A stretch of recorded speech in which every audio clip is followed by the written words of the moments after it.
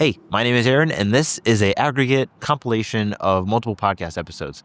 Basically, this is at the very end of every episode where I either ask them the question, who do you want to be in 10 years? Or what would you have said to yourself 10 years ago? Or it might be final thoughts. So this is the only time I'm going to be saying anything. After this, it's just going to be one after another after another. The first thing that we start with is Tim Wallen's episode, the first one that we did, and then it kind of goes with their, try to structure it so it's easier to watch, but either way, I hope you enjoy. Make sure that if I know where I want to go, but I know I haven't earned being there yet. So I am where I'm supposed to be, and the work that I do every single day will lead me to where I want to be. And when I'm there, I will, wherever I am at in 10 years, I know that that is where I am supposed to be. There are certain decisions I make very quickly, right? I tend to make car buying decisions very quickly. I tend to because of my natural nature to want things off my plate. If there's something challenging, I want to find the answer. I want to solve it. And I want to get it off my plate and move on, and so forth. I just wish, I would have had the ability just to sit back, sometimes let things happen, be more patient about some things. Be patient, but not stagnant. Yes. Yeah. Oh, no, I can't, I can sit for a while, but I can't be stagnant. What do I want my kids and grandkids? Great-grandkids, great-great-great-grandkids, the ones you'll never see. Because my spiritual journey has become the biggest, most important, probably impact or change in my life, that I can only just pray that they follow the same direction. Love yourself first in good ways, not in ways that you indulge yourself, but in ways that you can make wise decisions about yourself and your companion, your mate, your husband, wife, or with their wives. It has a lot to do with trust. It does. Because people can use that trust to control other people in ways that doesn't help either party. You see, you trust them, and since you trust them, hopefully they trust you, or they trust you first, and then you hopefully trust them back. Comparing yourself and trying not to compare yourself and saying, should I belong here? Do I belong here, or am I an imposter? All of this, once again, goes back to fear, right? Am I going to get hurt? Am I going to look good? Am I going to look bad? Are people going to like me? Am I going to make friends? Like, it's all fear. And then, am I going to get there in this time? You're putting these prefabricated things in your head as like self-destructive IEDs of your own mind.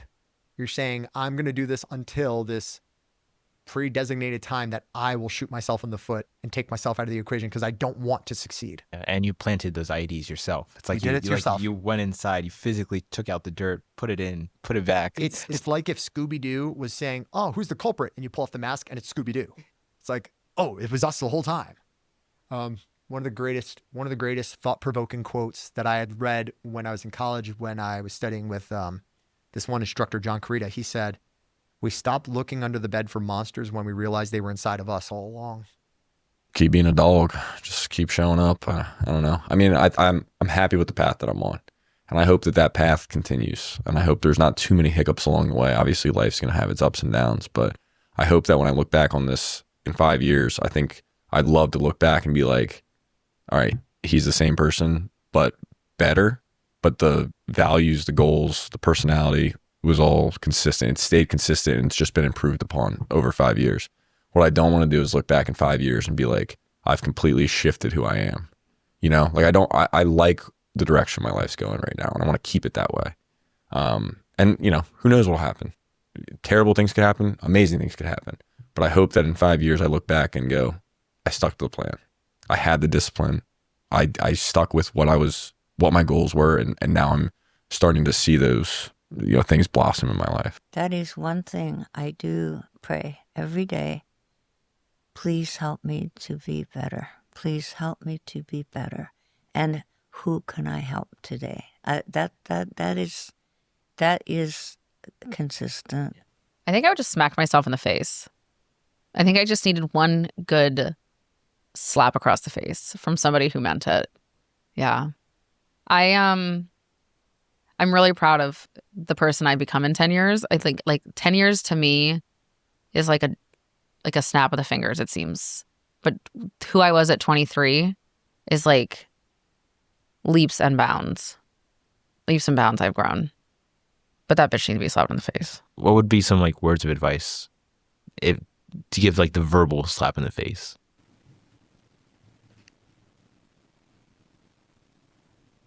Just stop focusing your efforts on the wrong thing every day. Just focus it literally anywhere else. Focus it on yourself. Stop trying to live for everyone else all the time. Because they are surely not living for you. Talked about before, being able to, tolerate the differences that people have creates an understanding of how someone else can be different and yet still get along.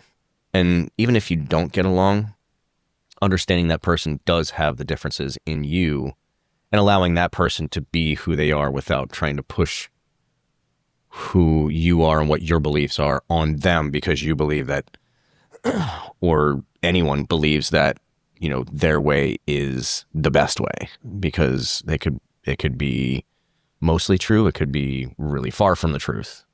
But being able to understand people are people is not only something that my dad has said from day one, like people are people, they're just going to be who they are.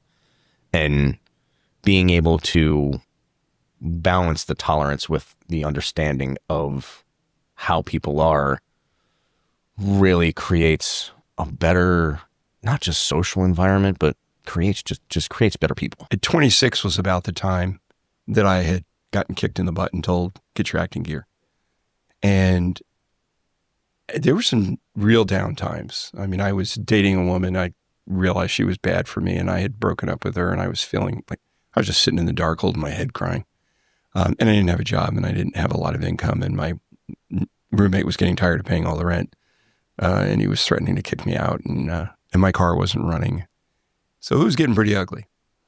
And I think what I would have told myself at 26, since I had just gotten divorced, I was in the process of getting divorced, would probably have been stick up for yourself more. The same way that I say I don't have enemies is because you need to try harder if you think you're my enemy, because I don't perceive myself as having any enemies. An enemy is someone who actually can affect your day to day. And I don't have anybody that can do that. So why am I worried about how people perceive me or feel about me? Like, they don't change my day to day. They're not going to change my paycheck. They're not going to change what I do tomorrow, my sleep. So screw them. Now, if I'm with somebody romantically and it's more than just like the trial phase, and I have yet to give them access to my software, why? What am I hiding? So I think the thing that got me through the last big maturity growth milestone in terms of my relationships has been that idea of complete openness. Like, I shouldn't be sitting on any information after dating someone for 10 years. At this point, there shouldn't be any new stories. It's all old hat at this point, because I think true transparency is the big thing, not a good old college try of, I showed you a few things. I told you about that one time I peed my pants in school, and you gave one terrible anecdote from your childhood, and now you think that other person knows you. They don't. Person I am in 10 years. Keep doing what you're doing. Keep believing in yourself. It's going to work out. It's all going to be fine. You're going to be exactly where you want to be and where you need to be. If you just don't listen to anyone else. Do you want to take a break or just keep going a little bit more? You got more questions? I have no idea. My brain is mush. I'm not used to doing like. Let me talk to your supervisor. I want to see if you had any regrets now. I always have regrets, assumptions, speculations, assuming that I knew how people worked, or speculating about how, like if someone like unintentionally hurt me for whatever reason, it wasn't their fault that they hurt me. I was my fault for taking it, assuming or speculating on something, and then I mean, everyone's gonna have regrets. I mean, you probably have regrets. Yeah. Yeah. I learned a while ago that no matter how much I'm working towards my achievements, whatever, right? I realized that if I think that the cost of success is high, wait till I get that bill from regret, right? Because I realized that regret, man, oh my goodness, that's such a powerful word, because you deal with that mentally, psychologically, and how that affect your current perception. So. But you asked me what my older self, I tell my younger self, right? I think I shared this with you off screen, was that don't be a people pleaser. You're gonna waste so many years of things you should be focused on instead of focus on that, right? And that's probably my biggest regret ever. Yeah. Yeah, but you never regret when you realized you wanted to change. I don't regret that. And you don't regret the years that you continuously improved on that regret. Well, I don't. But what I had to do, Aaron, I had to date myself. Right? I feel I mean by that. Because if I'm being a people pleaser, I don't know what I like. I don't know what I want, right? So I would take myself to a movie. I'll take myself to a dinner. I don't mean to Bob's Big Boy or something like that. I take myself to a DC Prime, sit down by myself, have a dinner by myself, right? A morning steakhouse, things like that, right? Because I had to learn how to, is this what I like to do or not? And then not doing it to impress someone, but see if I like it, right? Right. And so by doing things like that, showed me who I really was. So now I can say, you know what? I can show you who I am. So this is who I am. You like it or you don't, but this is who I am, right? Right. I'm not doing it to impress you, because this is what I do. Yeah. I'll start. In 10 years, I would like to be a ooh. Or what would you want to tell yourself in 10 years? Okay, so no, in 10 years, I would like to have been better traveled, right? More traveled, more experiences and less things, with a very loving family, with the things that I think matter most in life, right? So, which is the things that make me happy to my core, right? And then 10 years ago, I would love to have told myself to have more faith, right? To have more faith, just know everything's gonna be okay. You're gonna be okay. Yeah. And that everything does, in fact, with hard work, turn into something beautiful, And I think you're kind of in that right now. So, you know what I mean?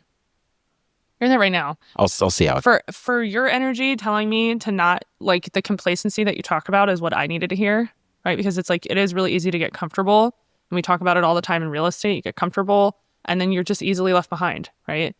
I needed to hear that. I needed that energy. But the energy I'm going to bring you is, it is okay to have like 5% of faith to say at night when you're like up thinking about it. I have like 90% faith. Good. Okay. Good. Yeah. As long to anyone listening, have faith. That's what I tell all the new realtors too. All the new realtors are like, what is the one thing that you like? What is it? I was like, I hit them with faith, and they're like, what? What do you mean? I'm like, no, really, just like trust the process. Like, just trust that everything, if you're doing it right, is going to turn out for just fine for you. There's no special sauce. It's all hard work and caring about people. So I'll ask you last question, which is different because specifically for you. Looking back at your life and all the things that you've done, what would you tell to your daughter when she turns 18?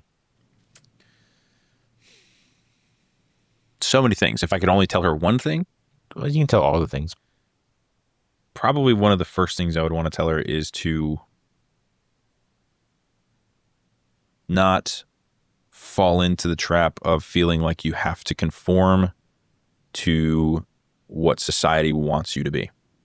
Don't feel the peer pressure of society, the societal pressure. Be yourself and be happy with yourself, because that is falling into that peer pressure is what is going to lead to always chasing that same thing, which is ever changing. And you're having to change your personality every, however long.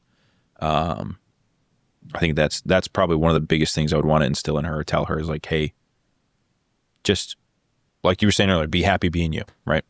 And don't try to impress people. Be happy with yourself.